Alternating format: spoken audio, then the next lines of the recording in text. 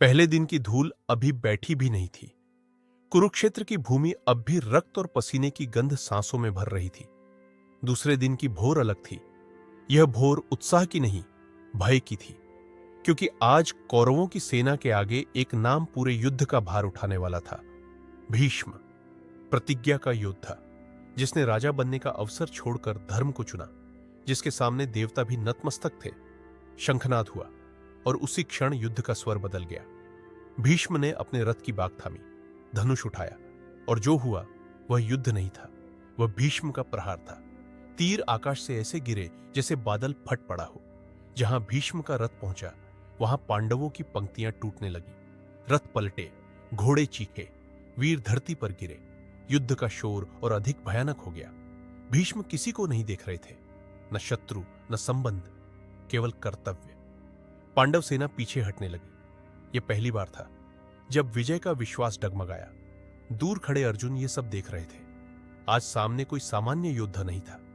आज सामने वही पितामह थे जिनकी उंगली पकड़कर उन्होंने धनुष उठाना सीखा था। हाथ हल्का सा कांपा, गांडीव कुछ पल के लिए झुक गया। कृष्ण ने यह देखा।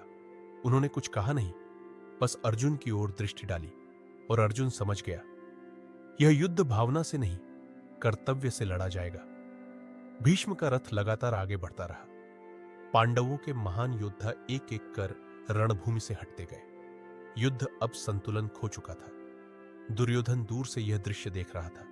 उसके चेहरे पर संतोष था, क्योंकि आज कौरवों की ओर युद्ध झुका हुआ था। सूर्य धीरे धीरे ढलने लगा, पर भीष्म न रुके। यह ऐसा दिन था जहां मृत्यु भी थकने लगी।